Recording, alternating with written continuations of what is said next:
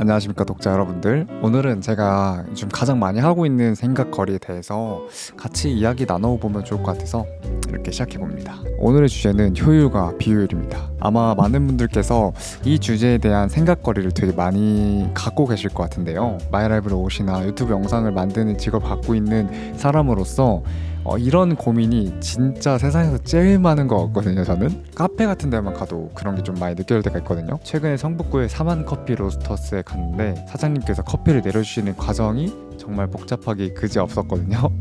커피를 마시기 위한 선택에서부터 각 개인이 원하는 방식에 맞게 드립을 내리는 과정도 사실 되게 비효율적이었다고 생각이 들었어요. 그리고 카페에서 흘러나오는 노래도 사실 유튜브 노래를 틀어도 같은 노래잖아요. 하지만 사장님의 취향을 적극적으로 내비칠 수 있는 음악을 이렇게 직접 순수 틀어주시곤 합니다. 이 모든 것이 어떻게 보면 되게 비효율적인 행동으로 느껴질 수 있지만 이런 곳을 사람들이 더 많이 찾게 되는 것 같아요. 뭔가 소중한 시간을 더 간직하게 해주는 것 같거든요. 독자 여러분들께서는 이 효율과 비효율에 대해서 혹시 어떻게 생각하시나요? 여러분들의 의견 한번 댓글로 남겨주시면 같이 이야기 나눠보면 좋을 것 같습니다. 이달의 첫 번째 아이템들은 비효율적입니다. 비헤비어에서 작년에 선보인 렉스라인은 넉마라는 뜻을 갖고 있고, 이것은 비헤비어가 추구하는 세월감의 구현을 깊게 표현한 핸드메이드 라인이라고 합니다. 기존 비헤비어 세비지 데님 시리즈에다가 리바이스 데님 자투리를 이식해서 그리고 핸드 스티치로 마무리한 제품인데요. 특성상 개체마다 고유함을 갖게 되는 것이 특징입니다. 대구의 작은 아뜰리에에서 한 땀 한 땀 수작업을 이렇게 만들어내는 작업으로 생산성이 굉장히 극히 떨어지는 제품이라고 합니다. 그럼에도 불구하고 이런 비효율적인 작업들은 뭔가 더 깊은 아름다움을 가져다주는 것 같아요. 빈티지 아카이빙 베이스로 현대적으로 입을 수 있는 걸 고민하면서 세월이 지나서 되게 많이 입으면서 꼬매고 저희가 이제 이렇게 아끼던 옷들에 대한 것들이 얼마나 매력이 있는지 이런 것들을 좀 보여주고 싶었어요. 세월이 지나면서 이렇게 찢어지면 다시 덧대는 이런 행위들을 하잖아요. 맞아요. 여기 지금 덧대진 것들은 다 리바이스 80년대, 90년대 미국 빈티지들이고요. 네.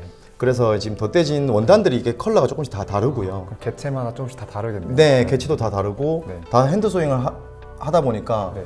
이런 옷들이 가지고 있는 매력은 사실은 새 옷에서는 어렵다라고 생각하거든요. 근데 빈티지는 이제 개체가 너무 다양하지도 못하고 이런 핏도 안 되니 맞아요. 저희가 이제 이렇게 구현하는 이 핏에 그냥 그 빈티지한 느낌들을 조금이나마 같이 좀 공유하고 좀 알리고 싶은 마음이고, 사실은 이게 네. 하면 할수록 그냥 회사에서는 손해입니다.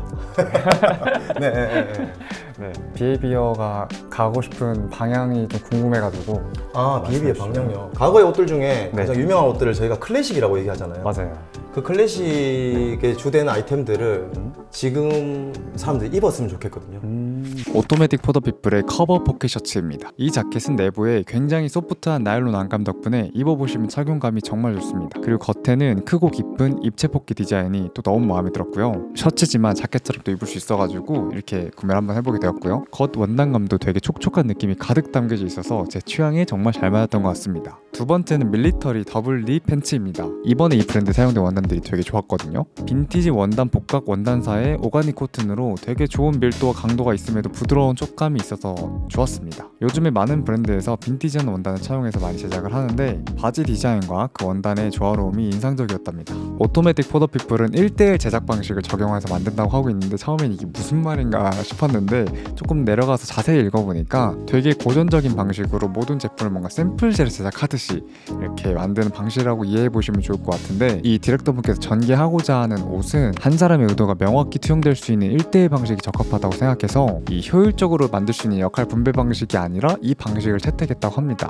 사실 이 방식이 옳고 그름은 중요하지 않아서 여기서 뭔가 이 브랜드 디렉터분의 가치관이 좀 많이 느껴졌던 것 같습니다. 마이 라이브러리의 레더 테이프 클락입니다. 핸드메이드 가죽 브랜드 베데르와 함께 만든 작품으로 이태리 베지터블 가죽으로 제작한 시계입니다. 무언가에 집중하고 있다가 문득 시간이 잔뜩 흘러가 있는 것을 발견한 것에서 시작된 이 시계는 시간의 흐름과 다양한 요소에 따라서 자연스럽게 에이징되는 가죽과 비슷한 면이 있다고 생각이 되어서 에이징 타임이라는 프로젝트 안에서 만들어진 가죽 시계라고 보시면 좋을 것 같습니다. 특히 어두운 자작나무 천연 원목과 두 가지 크기의 원형, 가죽의 조화로움, 그리고 비디오 테이프처럼 생긴 것이 특징입니다. 마이라이브러리 제품들 보시면 되게 유기적인 연관성이 있는데 이 레더 테이프 클락에 사용된 가죽과 동일한 가죽이 마이라이브러리 다이어리나 바지, 가죽 탭에 공통적으로 들어가 있다는 거 혹시 아실까요? 슬리기니지의 우동 데님입니다. 코지마 지역 근처 타카하마스의 역사 깊은 데님 팩토리에서 최고 수준의 퀄리티 데님 팬츠를 제작하는 프로젝트로 완성된 데님 팬츠입니다. 패션 유튜버 파라핀님들과 함께 굉장히 오랜 시간 걸리는 다큐멘터리 형식 영상을 남기며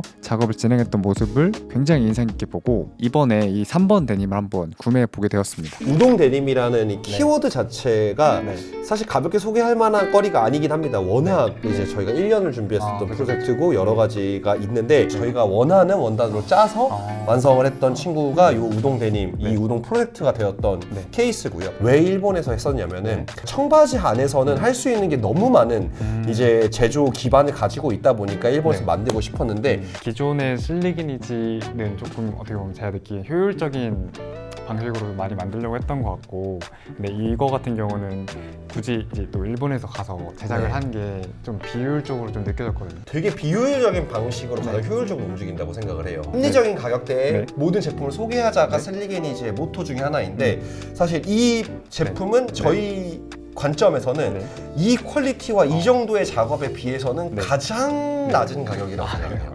그래가지고 이제 물론 27만 8천 원이라는 가격이 높은 가격이긴 하지만 이렇게 해야만 할 수 있는 것들이 있어서 사실 이걸 더 효율적으로 할 수 있는 방법은 없다라고 생각했습니다. 네. 비효율적으로 보이는데 어떻게 보면 가장 효율적인 방식으로 네. 일본에서 생산을 한 거네요. 네, 맞습니다. 마이 라이브러리한 스타일링입니다.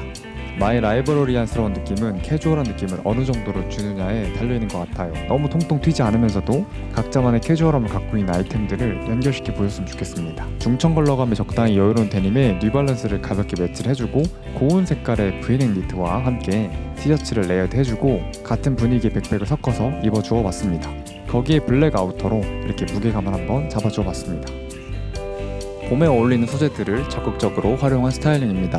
얇고 흐르는 듯한 개버딘 울 소재의 자켓과 밀리터리 울 워크 팬츠를 매치하고 그 안에 얇고 헤어리한 카디건을 받쳐주어서 좀 더 세련된 느낌을 더했습니다. 이런 스타일링은 더비슈즈보다는 로퍼가 주는 매력이 훨씬 돋보이니 참고해주세요. 더 더워지는 날씨엔 자켓을 벗고 이렇게 얇은 카디건과 슬리브리스 그리고 선글라스 등을 활용해서 여름스러운 무드를 가져가주는 것도 좋겠습니다.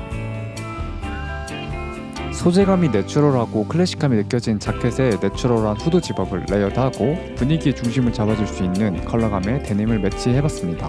클래식해 보일 수 있는 자켓을 이렇게 조금 캐주얼한 무드의 아이템들로 풀러내게 되면은 되게 마이 라이브러리안스러운 스타일링을 완성할 수 있는 것 같아요. 가끔 생각해보면은 저희 채널은 엄청 비효율적인 것 같아요. 쉽게 가는 방향도 분명히 있는데 마이라이브러리 셀렉트숍 직접 운영하면서 직접 발로 뛰어서 막 큐레이팅 하면서 우리가 소개하고 싶은 아이템들 직접 막 소개해드리려고 노력하고 있는 것도 그렇고 또 다양한 브랜드들이랑 같이 재밌는 이야기를 익스클루시브라는 방식으로 이렇게 좀 소개해드리고 있잖아요. 또 이런 제품들 소개할 때 또 컨셉 영상을 이렇게 만들어서 보여드리잖아요. 아마 이 영상 저번 영상에 나온 거라 다들 보셨을 건데 또 독자분들께서 가끔씩 저한테 저희가 일하는 방식, 영상 만들어지는 방식이잖아요. 과정? 그게 궁금하다고 하시는 분들이 좀 있으셔가지고 오늘은 제가 그래서 이번 영상을 만드는 데 있어서 제가 그걸 몰래 촬영을 해놨습니다. 몰래는 아니지.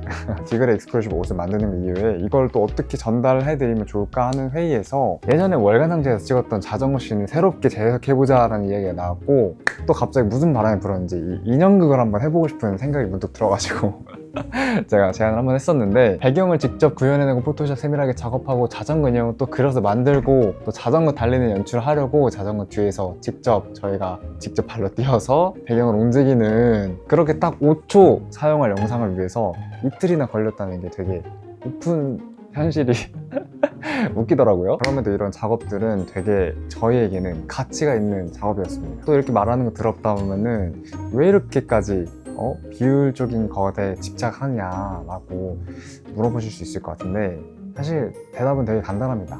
재밌거든요. 모두가 좀 효율적으로 살고 돈을 벌기를 추구하는 것 같아요. 저희도 당연히 그거 마찬가지고요. 자본주의니까. 근데 그 효율적인 결과물이 나오기까지에는 언제든 항상 비효율적인 과정이 필요하다는 걸 많이 느꼈습니다. 일을 하면서. 그러니까 나만의 이야기를 만들고 싶다면은 효율만 따지기보다는 비효율적이더라도 해보고 싶은 것들을 더 많이 해보셨으면 좋겠습니다. 이달의 마이 큐레이션 첫 번째는 104 가먼츠 다이드 팬츠입니다. 이 바지는 마이 라이브러리에서 이제는 가장 효율이 좋은 아이템이라고도 볼 수 있을 것 같아요. 되게 쉬워 보이는 바지이지만 저희가 정확히 원하는 이 컬러감을 구현할 수 있는 원단 테스트, 가공 테스트, 염색 테스트를 정말 많이 진행을 해서 탄생한 바지이고 지금도 계속 업그레이드 되어가는 중에 있거든요. 계속 이 바지의 공정의 장점을 더 극대화하고 단점을 최소화하려는 제품 개발을 지금도 계속 하고 있답니다. 네, 그래서 4월에 나온 또 새로운 컬러들은 또 한 단계 업그레이드 되어 나올 예정이니까 기대 많이 해주세요. 어떻게 보면 효율적인 것들은 비효율에서 나오는 것 같아요. 도큐먼트의 실키 코튼 자켓과 팬츠입니다. 이 제품 같은 경우는 제가 정말 소개하고 싶었던 제품입니다. 일본의 메이피스사의 고밀도 코튼 패브릭으로 코튼이지만 굉장히 실키하게 마치 안 입은 것 같은 착용감이 정말 세련되고 매력적입니다. 초여름까지도 그냥 툭툭 입을 자켓을 찾으신다면은 사실 소재감이 얇은 것이 필요할 것 같은데 이 자켓은 가격이 좀 있음에도 불구하고 이러한 조건들이 완벽한 자켓이라고 생각이 들어요. 3피스로 나와서 사실 같이 입어주면 더 좋지만 하나만 골라야 한다면은 자켓을 꼭 사보시라고 말씀드리고 싶습니다. 같은 소재로 만들어진 이 팬츠는 소재감과 이 두 개의 턱 라인이 SS스러운 드레시함을 좀 가져다 주고요. 밴딩 형태로 되어 있어서 이지하게 착용할 수 있는 가장 큰 장점을 갖고 있습니다. 보통 이렇게 밴딩 형태로 되어 있으면 좀 아재 같아 보인다고 생각할 수도 있는데 이 바지는 그런 느낌이 전혀 안 나더라고요. 진짜 고급스럽습니다. 캐주얼 룩도 좋고 하객 룩으로도 완전 가능하니까 두 가지를 같이 구매해 보시는 것도 좋겠네요. 도큐먼트 이 티셔츠는 제가 옛날에 다른 색상을 입고 나왔었잖아요. 이번에 저희 샵에도 4가지 컬러가 들어와 있으니 이지한 티셔츠 찾으신다면 한번 경험해 보시면 좋겠고요. 오늘 새롭게 소개해드리는 건 도큐먼트의 도큐먼티 02입니다. 앞에서는 레글런 소매처럼 보이지만 뒤에는 아몰 라인이 없어서 착용감이 정말 좋은 돌먼 슬리브 형태로 되어 있어서 기존에 많이 입으시는 티셔츠보다 아마 편안함을 좀 더 많이 느끼실 겁니다. 기장감이 조금 있는 편이라서 제 기준 M 사이즈가 적합했습니다. 좀 담백한 기본 티셔츠 고민은 이거에서 끝내도 되지 않을까 싶을 만큼 괜찮았던 제품입니다. 와기의 체인 넥클리스입니다. 광택감이 살짝 있는 네모네모한 체인들이 연속적으로 연결되어 굉장히 미니멀하지만 생각 외로 풍부함이 공존하는 목걸이입니다. 기존의 깔끔한 착장이나 적당히 캐주얼한 착장을 많이 입으시는 분들께서 목에 착용을 했을 때 은은한 포인트가 되어줄 겁니다. 지금 제가 입고 있는 이런 브이넥도 그렇고 SS 시즌은 좀 목이 드러난 옷들을 많이 입게 되잖아요. 그럴 때 슴슴하게 착장이 어우러질 목걸이를 찾으신다면 권해드리고 싶습니다. 네, 앞으로 또 여름이 기니까 여름에 재밌게 쓸 수 있는 액세서리들도 한번 소개해드리도록 하겠습니다. 애프터프레이의 세렝게티 스트라이프 티셔츠입니다.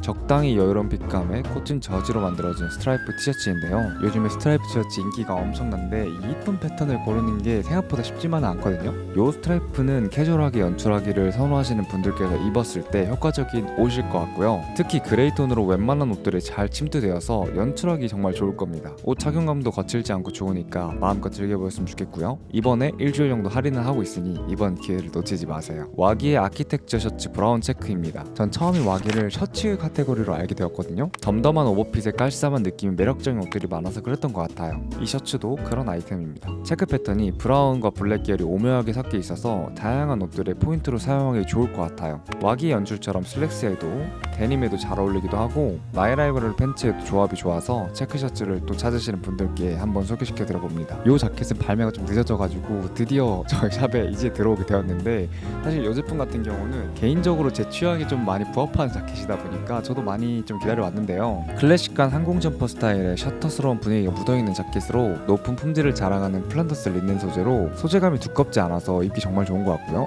특히 저희가 앞으로 감히 예상하길 몇 년간 린넨 소재에 대한 소비 욕구가 굉장히 많이 늘어나실 겁니다. 옷은 남들보다 조금 더 발빠르게 입는 데서 더 큰 만족감과 재미를 느끼실 텐데 그런 점에서 굉장히 좋은 옷입니다. 앤틱한 골드 버튼 포인트로 여기만 잠가서 입어도 재미있을 것 같고요. 앞으로도 이어질 빈티지한 감성도 적당히 충족하고 특히 컬러가 너무 이쁘지 않나요? 얘는 정말 마음에 들어서 앞으로 내년에도 잘 입고 다닐 것 같습니다. 최근에 그 블루록이라는 만화를 보게 되었습니다. 넷플릭스에서 되게 오글거리는 멘트들이 난무하는 그런 만화인데요. 이번에 제가 생각하고 있는 이 효율과 비효율에 관해서 이 만화를 보면서 어쩌다 보니까 해결책을 좀 찾게 된 것 같아가지고 한번 제 이야기를 한번 더 들려드리려고 합니다. 지금 내가 선택한 것이 정말 맞는 것인지에 대한 해답이랄까요? 그 만화의 주인공 이사기가 어떻게 자신만의 축구를 해나가야 되느냐에 대한 고뇌 끝에 나온 결론의 멘트가 저한테 되게 와닿았거든요. 이건 분명 정답이 있는 게 아니야.